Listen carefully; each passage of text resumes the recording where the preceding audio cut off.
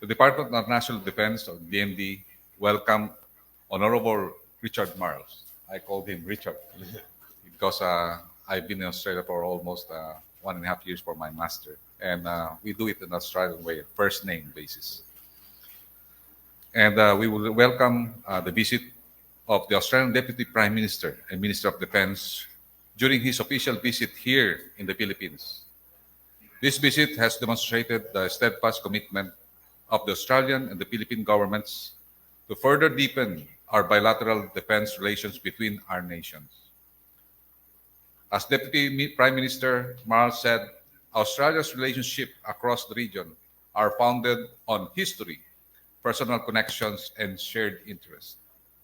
Our two nations look forward in elevating our partnership as agreed by the Australian Prime Minister Anthony Albanese and President Ferdinand Marcos Jr. last November. During our meeting, the Deputy Prime Minister and Minister of Defense and I discussed the defense cooperation between our countries. In particular, we recalled the successful conduct of last year's bilateral dialogue platforms and various engagements across several areas of collaboration. We also agreed to explore other possible areas of cooperation, while reaffirming that counterterrorism and maritime security remain as the core pillars of our nation's bilateral defense relations. We reaffirm the need to continue working together towards a common goal of maintaining a free, open, and secure Indo-Pacific region. The Philippines also reiterated its appreciation to Australia for its consistent support to the 2016 Arbitral Tribunal Award, and at the same time, its continued support during the COVID-19 pandemic. For the information of everybody, the Australian government donated more than 8 million doses of vaccine. The Philippines and Australia believe the importance of the collaboration among like-minded security partners to achieve a collective security and defense. That's the word of our honorable visitor. In the region, where nations could freely exercise their sovereign rights while pursuing stability and prosperity in the Asia-Pacific and Indo-Pacific region. Building on the consensus between our defense departments to regularly meet through the establishment of a Defense Ministerial Meeting, or DMM, I look forward to the next meeting with the Deputy Prime Minister Marles in Australia, a homecoming for me, considering I really love Australia with my family, and explore joint patrols and joint trainings with friends and allied countries. Again, the visit was very significant to us, and we thank the ambassador to make it a very successful and very warm visit. Thank you very much. Well, can I start by thanking Secretary Galvez and General Centino for having me and my delegation here. It feels very significant to be leading the first ministerial delegation from our country to the Philippines since the election here, and indeed the election in Australia last year. And what's really clear is Charlie and I have got to meet straight away. There is a sense of rapport and warmth and friendship in our relationship, which I think speaks to the warmth that exists between our two nations. There are deep connections over a long period of time between Australia and the Philippines, deep people-to-people connections.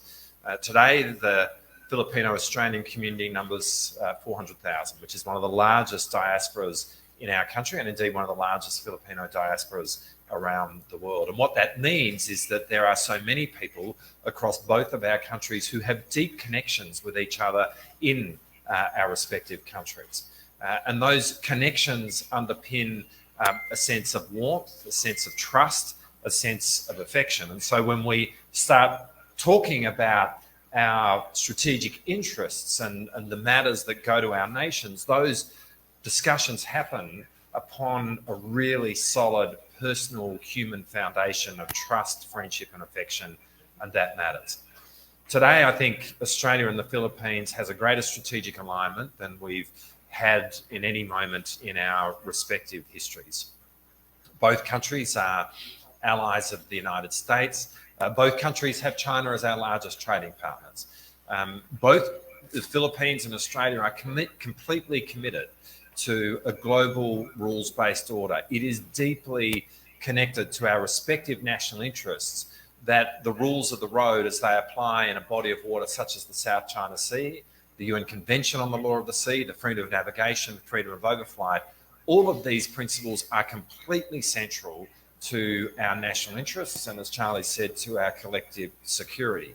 And so today, building on that sense of strategic alignment, we have talked about the way in which we can take what has been a very strong relationship between our two countries over many decades to an even higher level, and really an unprecedented level. Later this year, we look forward to signing the strategic partnership between our two countries, which comes on top of the first meeting between Prime Minister Albanese and President Marles in November of last year. As Charlie and I have both said, we will be establishing on an annual basis now, as a result of today's meeting, a defence ministers meeting between our two countries so that it becomes a formed institutional part of the architecture of our two countries. And we look forward to the first of those meetings after this occurring in Australia, where we will be welcoming Charlie back to his second home, where Charlie studied in Australia, and we really look forward to the opportunity of that. We're going to work together to look at ways in which we can deepen the opportunities where Filipino servicemen and women can work alongside Australian servicemen and women. And to that end, we're building upon the training which is occurring right now in Mindanao, but also looking at ways in which we can pursue joint patrols together in the South China Sea, and looking at ways in which we can do more exercises together. We are sending one of the largest contingents to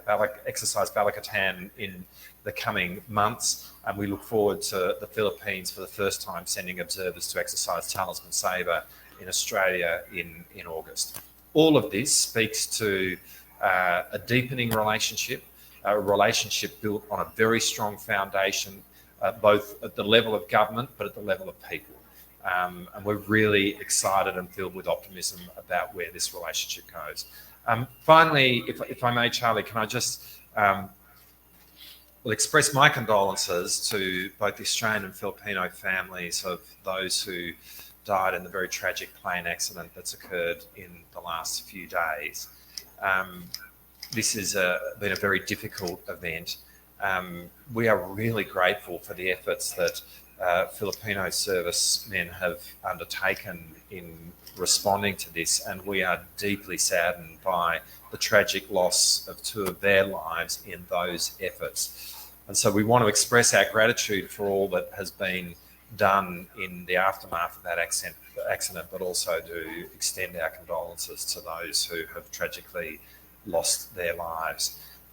In the midst of this tragedy, it is a moment where the really personal nature of the relationship between our two countries is very manifest and felt very profoundly. But with those words, thank you very much, Charlie, for having us. It has been an absolute privilege to be here.